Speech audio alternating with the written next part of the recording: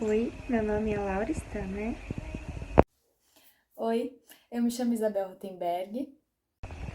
e nós somos estudantes de Medicina Veterinária da PUC-PR. Nós estamos cursando a disciplina de Clínica Cirúrgica de Animais de Companhia e hoje vamos demonstrar e explicar os exames e etapas que compõem o exame neurológico geral do cão e do gato. O primeiro teste é o da postura, estado mental e locomoção. O animal deve estar primeiro em estação e depois se locomovendo, sendo observado frontalmente, lateralmente e caudalmente. Também deve-se subir e descer de escadas e rampas. A anamnese realizada com o proprietário é fundamental para compreender o comportamento do animal. Mudanças abruptas no comportamento e estado mental podem indicar distúrbios neurológicos. O estado mental do animal deve estar alerta a estímulos externos.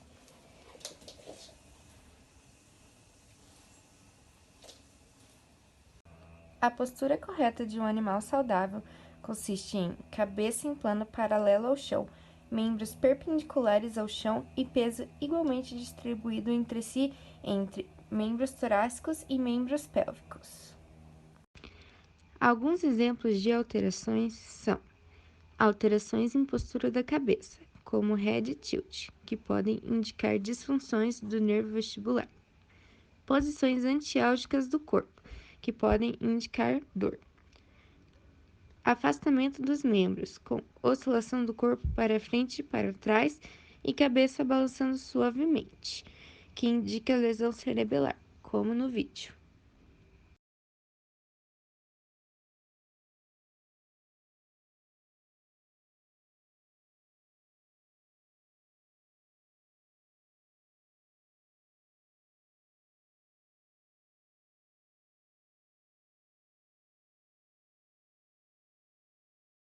A locomoção deve ser avaliada para a percepção da presença de qualquer incoordenação motora, ataxia, paraparesia ou paralisia de membros.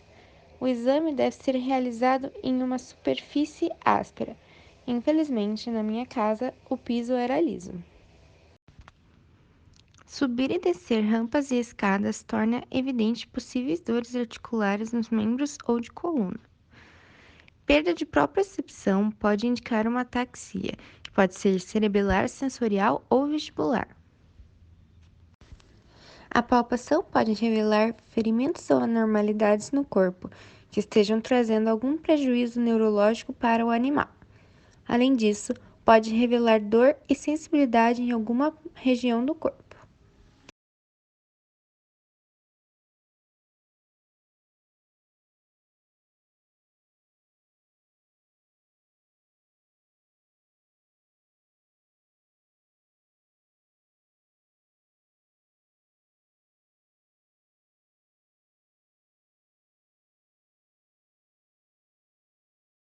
É avaliada a capacidade do animal de retornar um membro anormalmente posicionado para a posição normal. Deve-se colocar o dorso da pata do animal em contato com a mesa ou chão e avaliar quanto tempo o animal demora para retornar à posição normal. O tempo esperado é de 1 a 3 segundos. O teste deve ser feito nos 4 membros e pode ser repetido quantas vezes necessário para avaliar a condição do animal.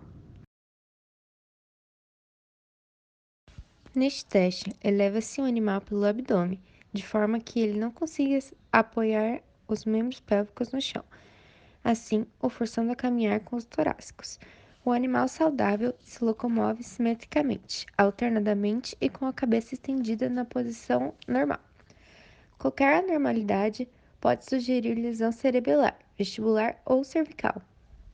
Neste teste, eleva-se 3 dos membros do animal, deixando apenas um apoiado. O animal deve saltitar para frente, para trás e para os lados. Animais saudáveis saltam na direção do deslocamento do corpo e suportam o peso sobre o membro. Repetir com todos os membros e confrontar os resultados entre si. Membros pélvicos devem ser comparados entre si apenas. Incapacidade em suportar o peso ou se locomover propriamente podem indicar lesão neurológica.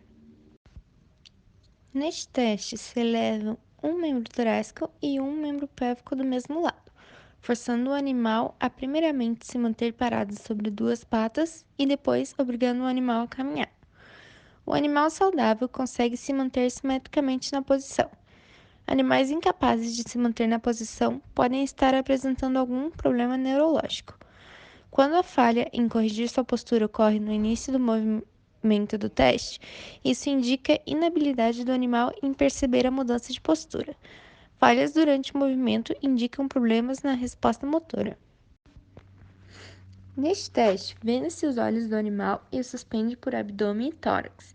Aproximando-se de uma mesa, toca-se o dorso das patas na superfície, com o objetivo de que o animal coloque as patas sobre a mesa para tentar se apoiar. Falhas neste teste podem indicar problemas na propriocepção. O quarto exame a ser realizado é o exame dos reflexos espinhais.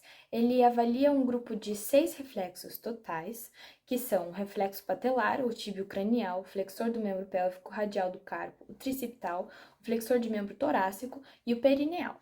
Vamos abordar individualmente cada um deles.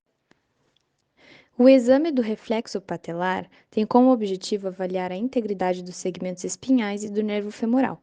O exame deve iniciar com o membro testado relaxado em flexão parcial e, a partir disso, aplica-se um golpe suave no tendão patelar com o martelo de Taylor. Eu não tenho martelo de Taylor em casa, então eu estou usando esse martelo de borracha. O resultado esperado é a extensão do membro devido à contração reflexa dos músculos quadríceps femoral, e respostas diminuídas ou ausentes sugerem lesão no segmento espinhal de L4 a L6 ou no nervo femoral. Em oposição, reflexos exagerados podem ser observados em lesão cranial a L4. O exame do reflexo tibial cranial consiste na percussão com martelo no ventre do músculo tibial cranial, do animal em decúbito lateral.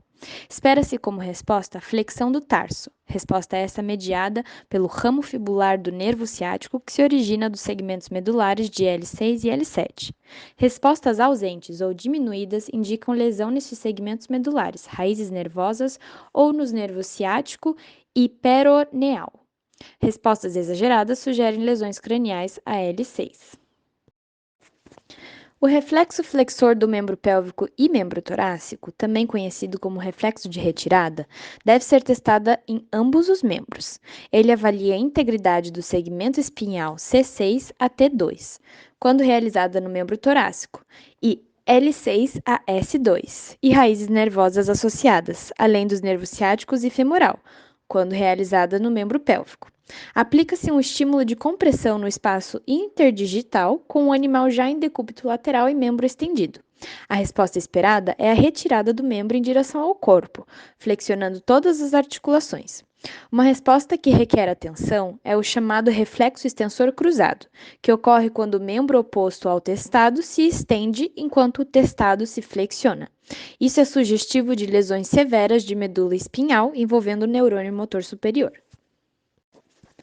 Para realizar o exame de reflexo radial do carpo, o animal deve estar em decúbito lateral com o membro relaxado e sustentado pelo cotovelo, com a flexão do carpo mantida. Em seguida, com o plexor, o músculo extensor radial do carpo é percutido imediatamente distal ao cotovelo. A resposta esperada é a extensão do carpo, que é mediado pelo nervo radial, e assim testamos os segmentos medulares C7 a T1. Respostas diminuídas ou ausentes ocorrem em casos de lesões desses segmentos ou do nervo radial ou raízes nervosas existentes no plexo braquial. Respostas exageradas se manifestam em lesões craniais do segmento C7 da medula espinhal.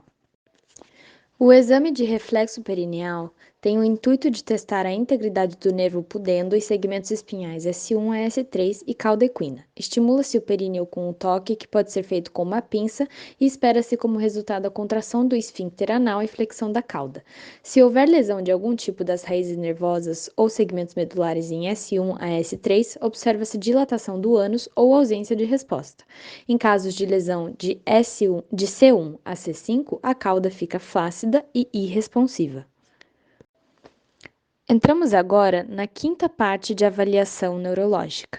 Ela é composta pela avaliação de reflexos de nervos cranianos, que possibilita a avaliação da função cerebral e todos seus componentes, e é composta por 12 exames totais.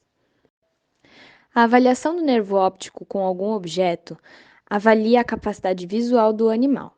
Utilizamos um objeto que não faça som, como uma bola de algodão ou papel, algo que seja leve e não interfira na reação. Deixe-se cair o objeto e avalie-se a capacidade do animal de acompanhar a ação visualmente. O nervo que está sendo testado nesse exame é o nervo óptico, que tem função sensitiva.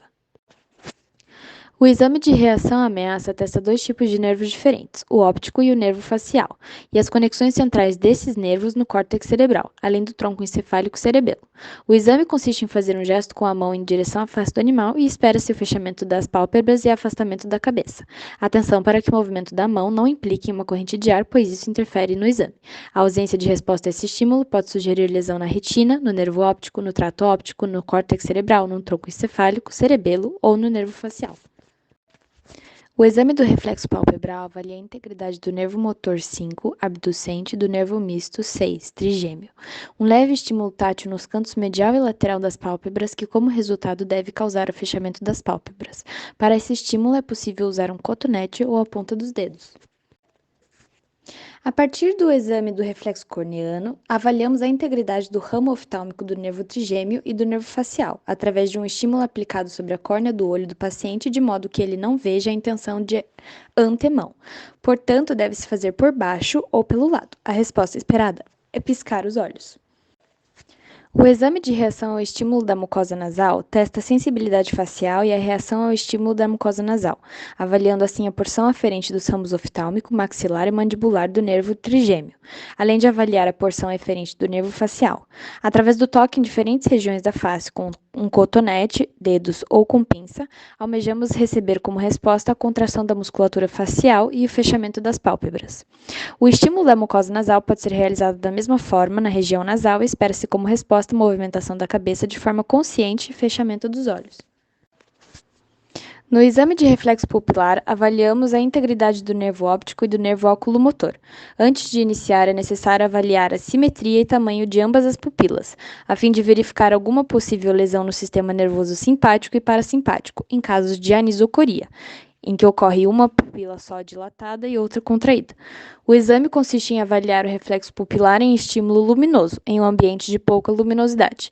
Direciona-se um feixe luminoso com uma lanterna em uma das pupilas e observa-se a reação de ambas à frente a este estímulo, sendo que o olho testado terá uma reação mais intensa de contração.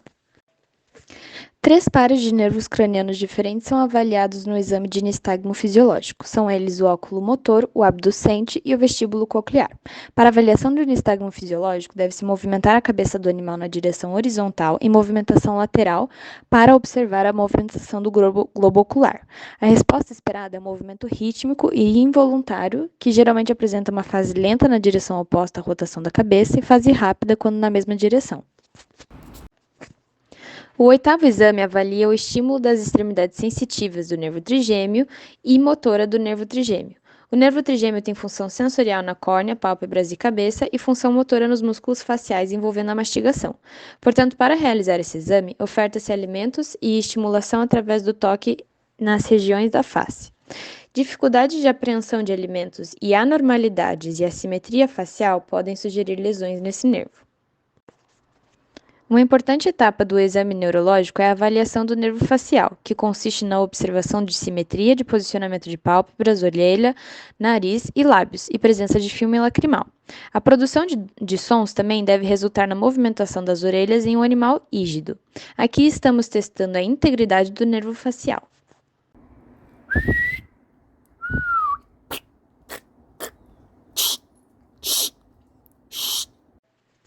Na avaliação do reflexo de deglutição, avaliamos a integridade dos nervos cranianos glossofaríngeo e vago, através da aplicação de uma pressão externa nos ossos ióides e na cartilagem tireoide, para gerar a deglutição.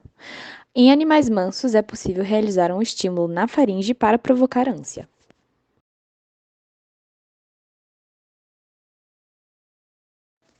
A avaliação do nervo hipoglosso permite que verificamos a integridade do nervo hipoglosso através da observação do tônus da língua, já que é esse nervo que fornece inervação motora para seus músculos. É possível avaliar o tônus através da oferta de alimentos e observação da movimentação da língua. Entramos agora na última e 6ª etapa do exame neurológico completo, Iniciamos com a avaliação sensitiva da cabeça e tronco. Esse exame tem como objetivo avaliar se o animal tem sensibilidade diminuída ou exagerada e se baseia na palpação do animal em sentido caldo-cranial. Uma das mãos do avaliador deve ir no ventre do animal e, com o dedo médio, indicador e polegar da outra mão, realizar uma força no processo espinhal do processo transverso das vértebras. Na palpação das vértebras cervicais, deve-se esticar a cabeça do animal para melhor examinação. Uma forma complementar de palpação é movimentar a cabeça para cima, baixo e ambos os lados. Dando sequência ao exame neurológico, realizamos o teste da dor superficial e teste da dor profunda. Analisamos a presença de dor superficial ou profunda em um mesmo exame, através da compressão dos membros com as mãos. Respostas esperadas para dores superficiais são manifestadas através do choro e mordidas, e nos asseguram que a medula espinhal e tronco-encéfalo estão normais. Respostas esperadas para dores profundas são manifestadas a partir da retirada do membro, e nos asseguram que o arco reflexo está íntegro. O último exame a ser realizado é o reflexo cutâneo do tronco. Esse exame tem como objetivo avaliar a integridade dos nervos torácicos laterais C8 a T1, usando uma pinça hemostática para estimular a pele da linha dorsal do animal e esperar como resposta a contração bilateral da musculatura torácica cutânea, com contrações na região torácica e abdominal. Aqui chega o fim das etapas e exames que compõem o exame neurológico completo do cão e do gato. Esperamos que isso tenha sido de grande ajuda para você. Qualquer dúvida, podem nos enviar nos comentários do YouTube. Tchau, tchau!